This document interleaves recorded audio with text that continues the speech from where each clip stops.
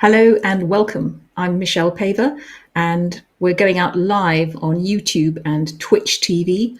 Go to michellepaver.com/chat on my website.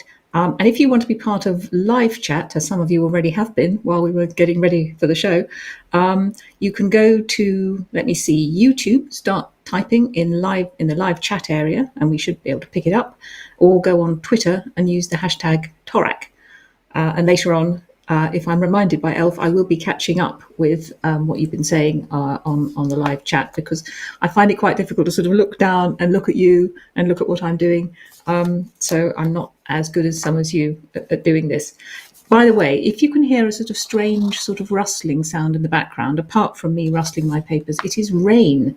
I'm at the top of my house under the roof, and we're having a cloudburst in Wimbledon, which is very welcome. Not least because there's a pond which is drying up on Wimbledon Common, and I'm a bit anxious for a family of moorhens which needs the water.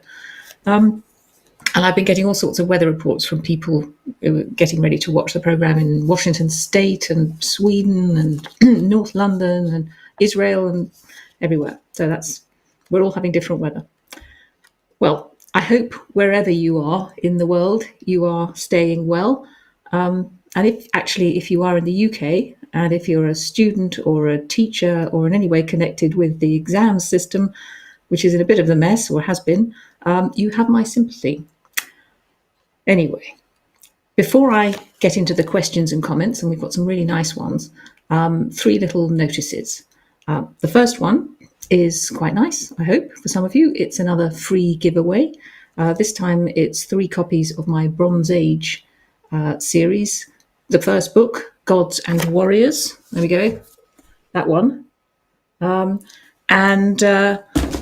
Yes, I know, Elf, you've got the video. I just thought I'd hold up the book. He's chattering in my ear, but, let's ignore him. Luckily, you can't hear. So anyway, we have the video. So without further ado, Elf is very keen to show you the video about how you can subscribe to getting a copy free. This month's Michelle Live continues our recent tradition of giving away valuable copies of Michelle's books, usually first editions and always collectible. And there's no contest to enter. Simply send your name and postal address to the email address we'll announce in a moment, and you could win this month's wonderful prize. Do you remember Gods and Warriors? It's not as well known as wolfbrother, which makes it rarer. Set in a time of myths and ancient magic, Gods and Warriors tells the story of Hylas, a young boy who knows just 3 things. The gods exist, magic is real, and somebody wants him dead. Hylas's adventures take him across the hostile mountains and treacherous seas of ancient Greece. His only friend is a girl on the run. His only guide is a wild dolphin. Have we told you enough to whet your appetite? Then here's how to win a first edition hardback of the original Gods and Warriors book. It's simple. Send an email to giveaway@godsandwarriors.info. Include your name and postal address, and pray that the gods look kindly on you. Good luck. Well, he really got carried away with that one, didn't he? I will just add, or I can't do better than that video. I will just say that if you want me to actually sign your name in the book, as well as my own name, could you say so and just say what name you would like me to sign? Otherwise, I will just sign my name and give it a paw print, which will, of course, be a lion's paw print, because there is no wolf in Gods and Warriors. So that's the first little notice before we get to questions. The second one is not quite so fun, but it's actually quite important. And I need a bit of your help on this one. Last week, I found something a bit disturbing on the net. I found a pirate PDF of Viper's Daughter. In other words, someone had started a website which was giving away Viper's Daughter for free download, without any authority from me or the publishers. Now, this, of course, is wrong. It's against the law, as I'm sure you all know. authors and publishers rely on selling their books in order to make a living so that they can write and produce more books. And the book trade needs a bit of help at the moment because it's having a hard time with COVID. So, of course, as you all know, if you love a book, by all means, tell people about it, tell your friends, buy them a copy on, an ebook or a physical copy on Amazon or Waterstones or anything else. And we'll send them a free link to my website, whatever. But if you find someone, and I found 3 actually in the past week, which is only the first time I've actually started looking. If you find anything like this, offering a free copy of my book, could you tell us about it, please? Fill in the form, just send us, a notification by going to my website, michellepaver.com/ask. Maybe include a link if you can. That would be really helpful. Now, thirdly, onto something much nicer. My agent, aka Elf, has been asking for your help. I think some of you may have seen on Twitter. We're basically looking for 2 things. One is what we call, I suppose, a subtitle or a strapline for the forthcoming Viper's Daughter paperback. Let me show you what I mean. Here's the hardback, and it's got the name, Viper's Daughter. It's got my name, and then at the bottom, it's got something else. Books quite often have that. Sometimes they'll have a review, or if the book has just come out. In this case, it's a bit hard to read, but it says the long-awaited return to the world of Wolfbrother, which kind of, gives the reader an idea of kind of what it's about. And so it'd be lovely. We thought, we're all trying to think of something to put on the Viper's Daughter paperback. I'm not very good at that. Although, actually, I'm not bad, because I think I thought of A Boy, a Wolf, the Legend Lives On, actually, which is on the back. So not bad. But if you can think of anything, we thought, well, why not throw it open to you lot, because you're really talented. And we already had some really interesting responses. And and then we'll see if anyone can come up with something that we can use, or if somebody in, my publishers can come up with something. And you'll have noticed there's sort of 2 lots on what we're showing you at the moment. There's also sort of a little bit more detail on what the actual series, what Chronicles has meant to you, because we'd really love to hear from you. I mean, obviously I hear from you, some of you have written in the most amazing comments in the past, and I've read some of them out, and we'll be reading some more. But we'd love to hear from you. So what you need to do, there is a little video let me read this bit, wolfbrother.com/subtitle. I'll say that again, wolfbrother.com/subtitle. And that will sort of tell you what to do and how to, put it in. But I should say that the video, the sort of subtitle for Viper's Daughter paperback, that's relatively urgent, in the next week or so, because we're going to have to get our thinking caps on, because I think the publishers need to start printing it. But anyway, it'd be really lovely to see, what responses you've got. Which takes me, I think, rather neatly to the Ask Michelle Anything section. Because I thought we'd start off. We've had a clutch of really lovely comments. And I thought I'd start off. And in fact, the first one, I should say with all of these that, as usual, there are so many that I can't read every single word of everything that you've written out on screen now. But I always do read every single word, privately. So don't be, too cast down. Having said that, the first of the comments from Jeffrey Booge, I think. I'm going to read quite a lot of this because it's amazing. My name's Jeffrey, and ever since I was 11, I've wanted to send you a letter, but I could never quite work up the courage to do so. I'm 19 now, and while I'm still quite nervous about doing this, I have gone through a traumatic event recently that has shown me that life is short and unpredictable. So I've decided to stop thinking about all the things I want to do and instead start doing them. Well, Jeffrey, I think that's so brave, and I wholeheartedly applaud that. I didn't have many friends, he goes on, growing up, on account of me not speaking the local language very well. That must have been really hard. Words cannot explain how important the Chronicles of Ancient Darkness were to me while I was growing up. They got me interested in reading, writing, animals, history, archery, and the outdoors. I have read the first 6 books 100 times over at least. And then he goes on to describe having a bit of a crush on Wren, or Raven as he calls it. That's probably in Holland, I would think, just guessing. I still feel like what I have written pales in comparison to what these books mean to me, but unfortunately I'm not quite sure how to express it. And then at the end he says, I just really wanted to thank you for making my childhood worth living. Jeffrey, I do applaud your courage in writing that in. The only thing I disagree with is when you say you're not quite sure how to express yourself. I think that said it all, that message, and you said it beautifully. So thank you. And I hope all this is helping a little bit with what you've been going through. Now we have a longer one from Niels Brabants, another lovely one. He was also 11 when he first read the books. Seems to be a theme at the moment. And he didn't think about them for many years, as you wouldn't. And then in the house where you grew up, I found some of the hard covers I bought over a decade ago on a shelf. And it is only now that I realise how they might have been formative for me. I have been fascinated by hunter-gatherer culture ever since, and the books have definitely helped me gain consciousness of my connection with nature. I'm so pleased about that, Niels.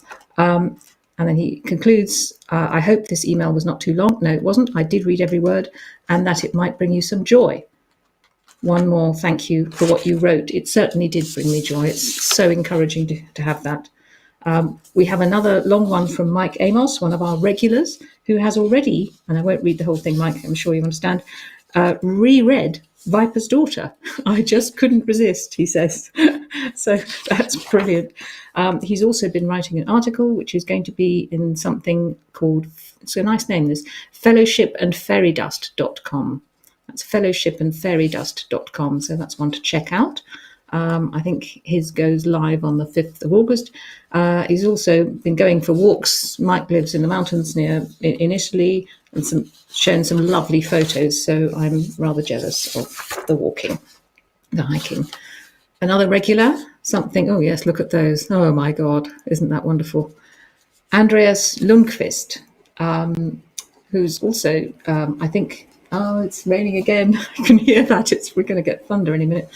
Who is pleased that I answered the questions from last time and has almost finished reading the Swedish translation of Viper's Daughter. I'm looking forward to getting my own copy of that at some point. I remember okaying the cover, and my Swedish publishers are wonderful. I'm sure you enjoyed it. Now there's a comment and a question. I must remember the question from George Lloyd, who is 10 and was quite sad when he finished the ending book, the last book of Gods and Warriors. And he expresses it so well. All night I dream about your characters, going over the last scene again and again in my head, because I know I won't see them again. When I read your books, I can read them for hours on end. 4. That's a long time to be reading solidly. Usually I wake up, read your books, have my day, read your books, and go to sleep. I also have a question about Issy. She's the little sister in Gods and Warriors. And if she ever gets her voice back, well, normally, George, I don't sort of say additional things about what happens in plots, but I think this one I can, because it's sort of hinted, the final scene with Issy and the dolphin spirit kind of indicates that she's beginning to get a bit better. So I think we can say that in time, she will get her voice back. It'll take time. And she will talk again. So you're going to read Viper's Daughter, and you've already read all of wolfbrother, all the wolfbrother books. And then he has a lovely final sentence, George. Thank you for writing these portals into another world. Oh, brilliant. I've never thought of them as portals before. That's absolutely lovely. Now, from a 10-year-old to Paul Butler, who is a fellow novelist in Canada. Hello, Paul, and has filed or posted, I'm getting the words wrong, but I have had a look at it, a blog on his website taking a look at Wakenhurst as a kind of M.R. James inversion. And when I read that, I thought, oh, what does he mean? But it's really interesting because it does work. I mean, it's a really interesting idea that it's sort of almost Wakenhurst is in some ways an inverted form of what M.R. James did, M.R. James being the great Edwardian writer of ghost stories. So really fascinating insight. And Paul has himself, his latest book is called Minna's Child, and anyone who's read Dracula will know that this has something to do with Dracula, and it's actually a great idea. It's taking the Dracula characters, or some of them, into the next generation and the 20th century. So great idea, Paul, and good luck with your book. And thank you for that. It was lovely what you said about Wakenhurst. Now, we have something from Archana, I think. Nice name. Huge fan of my books, especially A Place in the Hills. Many of you won't know that one. Before I wrote Wolfbrother, I wrote 5 sort of grown-up romantic novels, historical novels, and the second one was A Place in the Hills. It's about partly set in modern times, partly in ancient Rome. And Archana likes this one a lot. Whenever I pick it up, when I'm feeling down, I always pick it up for a read and have a good old cry. It is so touching. I'm really pleased with that. But you lost your copy during a house move and you want another one. And it's not in print anymore. And the only ones you can get on Amazon apparently are quite battered. Well, I'm afraid it is still not in print in physical form. So the only physical book you can get hold of is a battered copy on Amazon. I've only got my own copy, which is still quite battered. But it is available on ebook. So, but I'm not sure if that quite helps you. Who knows? At some point it may be reissued, but no plans yet. Now we have one. Oh yes, this is an interesting one from Anthony Zehetner. I'm not sure if I'm pronouncing that. I'm impressed that you studied biochemistry. Anthony found it quite hard at university. Does the subject or disciplined mind help with your writing? That's the first question. Interesting. I've never been asked that before. I think both, actually. I mean, the subject taught me a little bit about the sort of biochemical basis of behavior and psychology and the scientific method.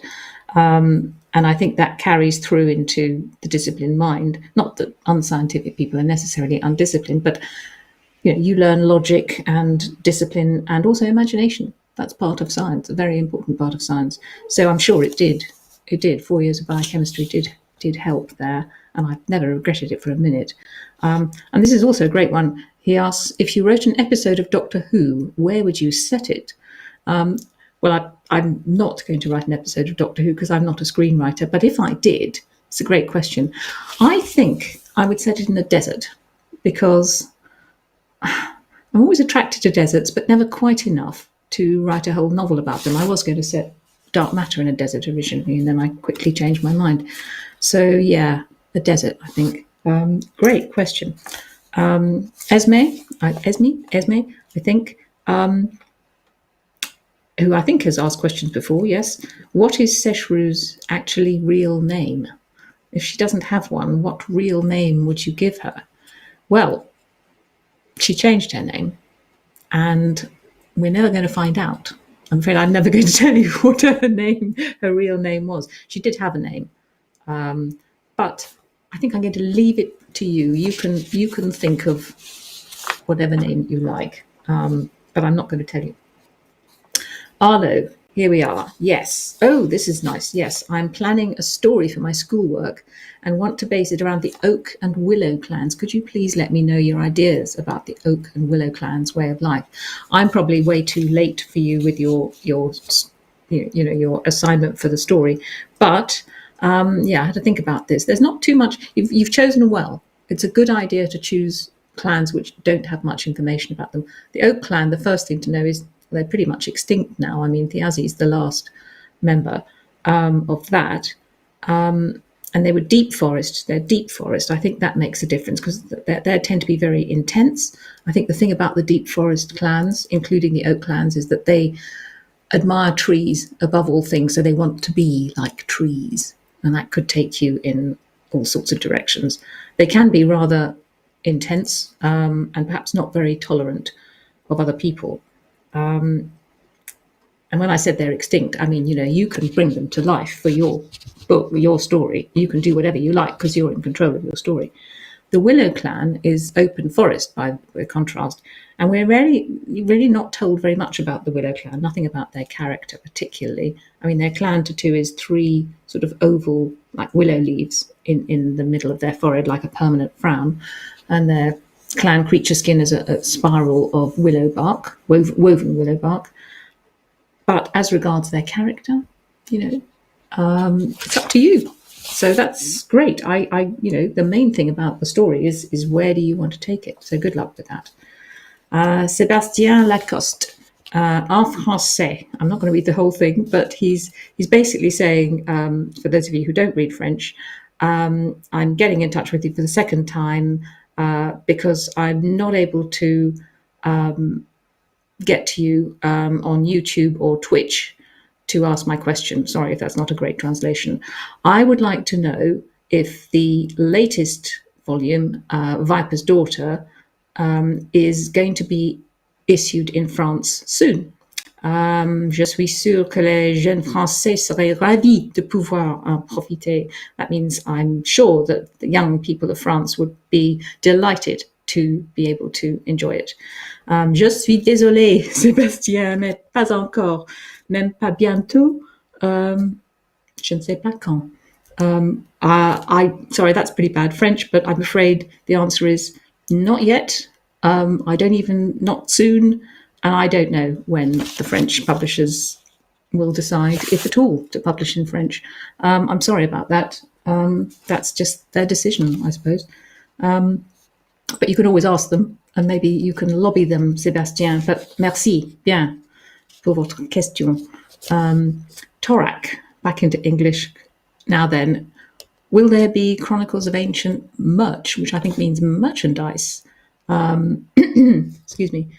Well, not yet, but I suppose, good question, I suppose if and when there's a television series and, things are looking promising, that's all I can say, then maybe there might be, but not yet.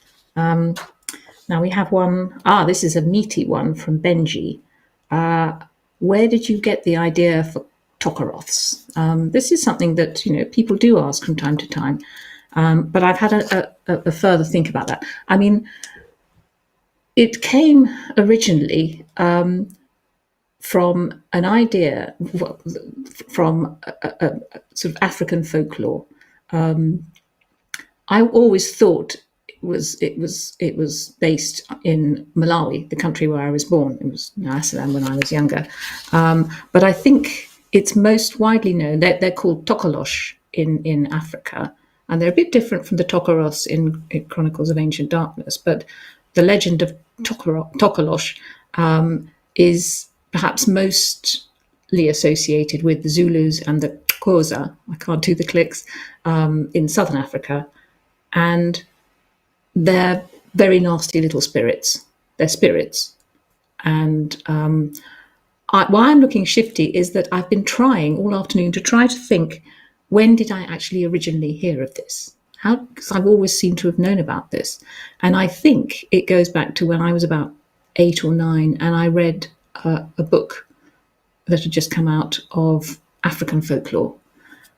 But that's not the whole story, because someone told me, it may have been my mother or my father, who'd both lived in Nyasaland, and my father was South African, that they weren't only evil spirits, but sometimes some not very nice witch doctors tried to make their own tokolosh by stealing a child and then sort of bringing it up to be horrible and to steal into people's tents and things, and rundavels, the huts.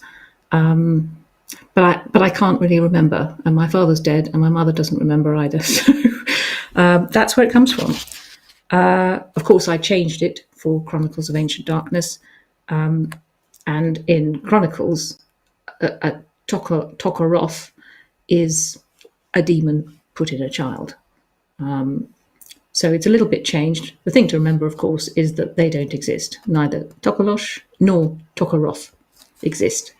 But they do seem to be quite effectively scary. I think that's because if you make something small and evil, it's automatically really scary.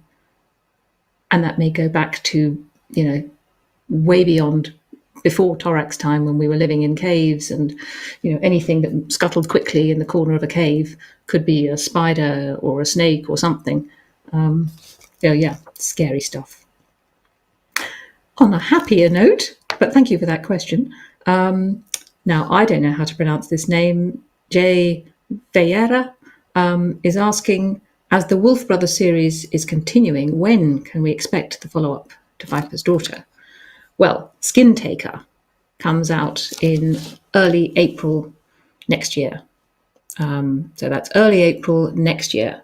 But you will get a sneak preview of the first chapter, which pretty much tells you what the book's about. And you'll get that when the paperback of Viper's Daughter comes out, because they'll put the first chapter at the back of the paperback. And that comes out, I believe, on the 3rd of November, which I think is the same day as the US election. So that's an easy way to remember it. So that's when you'll find out what direction I'm taking Torak and Ren and Wolf in Skin Taker. So yeah, I mean, it's finished. The book is finished, and I'm supposedly working on Wolfbane, which is the 9th and final book in the series. So now we have some chat questions, I believe. Yay. Hello, Michelle. This is from Offalic. It would be really cool if you did a writing challenge of some sort. Okay. I'll think about that. I'll take that under advisement. Yeah, maybe. Nice one. Have you got any more books planned in the pipeline, Simon? Well, the one I'm writing, as I said, is Wolfbane. I do have an idea for a Gothic story, a grown-up, adult Gothic story, a sort of companion piece, almost to Wakenhurst. But I'm still not sure about it yet, so I'm going to leave that one until later. What have we got here? Hello, I just got a tattoo. Wow. Oh, you did? Wow, that is quite a powerful tattoo in a cave painting style. I think you're in Sweden, Trassel. His nose looks shorter due to perspective. Yes, it's great, actually. I think it's wolf and not just a wolf. Yeah, because he's got the black, sort of the darker covering, markings on the back. Wonderful. Congratulations. Only get a tattoo if you're adult of age. So I'm not advocating tattoos if you're underage. Great video, Elf. I'm glad Elf gets some praise, making me want to reread it. Still miffed that Puffin changed the cover and made them all paperback instead of... Yes, this is Empire of Books. Hello, Ryan. Yes. Yeah, well, you and me both, Ryan, actually. Yes, they did change the covers a bit, didn't they? The first two were much nicer, I think. Oh, I read Fever Hill after Chronicles, and I treasure my battered copies. Oh, that's lovely. I'm so glad. Fever Hill was my trilogy. I'm really glad, because, yes, those were quite special books too for me. How has lockdown affected your writing routine, Dr. Bracewell? Doctor, yeah, it's been a little bit tricky because, yes, I mean, I should really be, more disciplined, but it has a little bit affected it because I have to go out early in the morning to go walking so that I can get my bit of exercise in before coinciding with all the joggers and everybody who not always socially distance. Why did the Oak Clan go extinct? That sounds like a joke, really. I don't know. Why did the Oak Clan go extinct? You have to reread Oathbreaker, because I think that's a bit of a spoiler if I tell you. How much are you involved in the TV show production? Well, that's a good one. It's in the very, very early stages yet. All I can say is that the wonderful producers are being very nice and keeping me very informed. And they don't have to, I mean, you sign over the rights to a TV production company. It's up to them, they paid for it. But they are, they've shown me things that they're working on and let me comment on them. And that I think is I think it's sensible, because I know Torak's world better than anybody else. And I know what is going to happen in the later books. But it's really nice of them. So they're involving me to the extent that I would wish to be involved, which is, you couldn't ask for more, actually. So it's looking very promising. Are there any plans to send Torak and Ren south anytime soon into somewhere a bit warmer than colder? No, I haven't got any plans. I didn't even toy with that because I think the whole, sorry, that was just me bashing the table. The whole feel of the books is very Scandinavian and Norse, and that's where it's set. So I wouldn't really want to send them. It would be a bit difficult to get in a skin boat all the way down to sort of North Africa or something. Do the Willow clan not cut down willow trees? No, they don't. They don't, because that's their clan creature. Of course, if they happen to find a willow tree that's been blown down in a storm, they will use it, and that's where they get their clan creature bark from. So that's how they get around that. And then they could always get another clan to cut down a tree for them. And there are ways around these clan rules because they're practical people. When I was around 11, I read wolfbrother for the first time. I loved it. This is from Alexis. Immediately bought the rest of the series and read them over and over again. That's fantastic. Oh, you're in Washington State, I believe. I think you were in touch earlier. So brilliant. I think you're from America, so that's fantastic. Thank you, Alexis. I think we've got time for a couple more, and then Elf will have to end. Is Elf going to share some snippets of people's subtitles and impacts for you to read out? I don't think so. We might do something, sort of do a little compilation for the next show. Do I have any pets? Let's make that the final one. Do I have any pets? No, I don't. Well, unless, wait a minute, Elf, do we have masses more that I should be looking at? Or 2 more? Okay, 2 more. I don't have any pets. Maybe I'm just too irresponsible, but the idea of being committed, because of course it is a big commitment and I want to look after them properly. And I'd love a collie, a border collie, but then they need loads of exercise. Or I'd love an Alsatian, but they need loads of exercise, so no. I just have 2 cactus plants. Michelle, what would you recommend to people who want to be an author?